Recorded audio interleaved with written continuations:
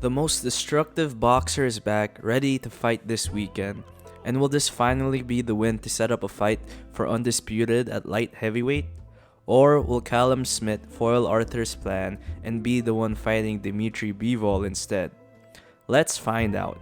Now, Artur may at first seem to just be a reckless brawler, but if you take a closer look into his style, you'll find out just how technical he really is in the ring. One of the reasons as to why he's able to get in so close to his opponents and punish them all has to do with his jab. Now, unlike most guys, Artur often lunges with his jab, almost like he is a bunny hopping his way into the target.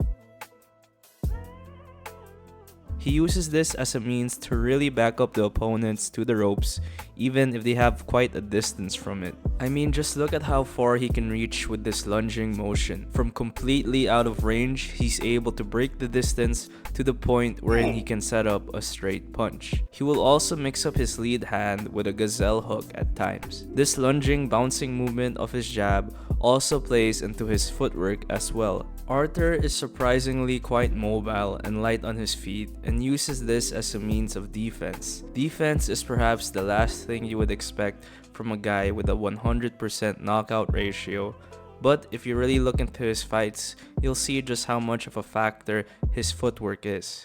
Constantly using L steps to get away from the opponent's power hand.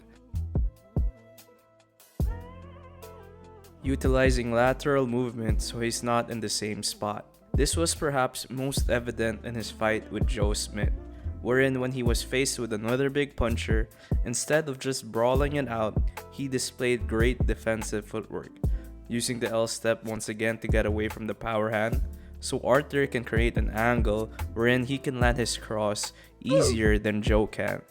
Now it makes sense why Artur wanted his ring name to be Rabbit. He hops around the ring like he's one. Everyone already taken good names like lion, wolf, everything. I have only rabbit, rabbit.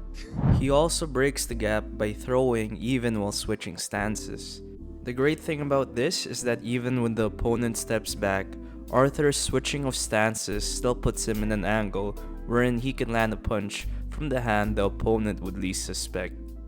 And if the opponent tries to step laterally away from him, instead of having to shift his entire body towards them, he simply throws a punch from a different stance and lands.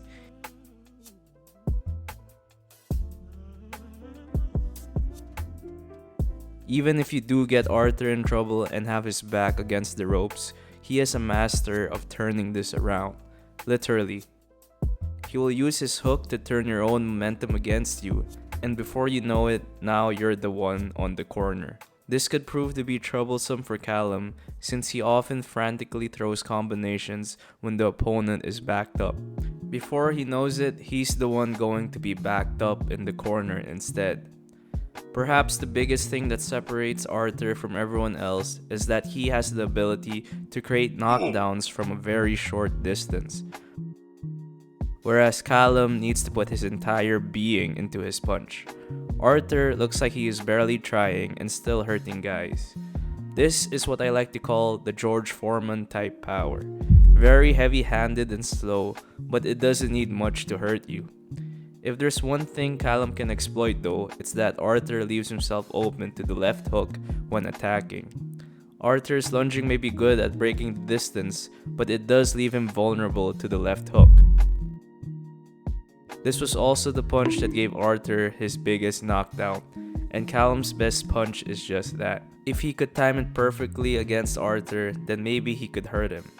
Or he might also be able to get him with a straight punch. Artur does tend to get defensively irresponsible at times, and will just stand there with his arms wide open, which has led him to take some unnecessary hits. He tends to bring his hands down when you start down low. So maybe instead of throwing the straight punch from an upright position, start down low first so you get Artur to bring his hands down, and then you can create an opening. However, despite these issues of Artur, Callum still has more, which Artur can expose. Oftentimes, he will throw his left hook wildly without really looking and completely miss the mark. When faced with good forward pressure, his defense is really just shelling up and he pretty much just lets the other guy go to work on him. If guys like John Ryder and Canelo Alvarez were able to push him back already, I imagine it would be much worse with someone much bigger. And perhaps the biggest thing I notice about Callum is that the rhythm of which he throws his punches are always the same. It's always that exact same pace. He also doesn't really do too much setup punches. He just throws again and again.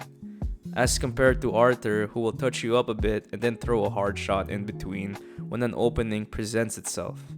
This is probably why Canelo was able to dodge so much of Callum's punches, because he would never really set it up and he would keep throwing it with the exact same rhythm. I think this fight is going to look like Artur's fight with Marcus Brown. Artur is going to keep coming forward and Callum will eventually resort to old habits of shelling up.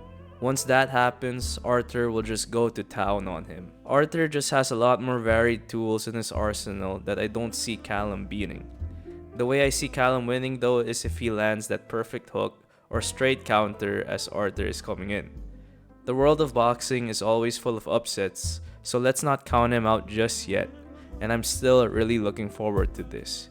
And for the winner to finally face Bivol so they both can fight for undisputed.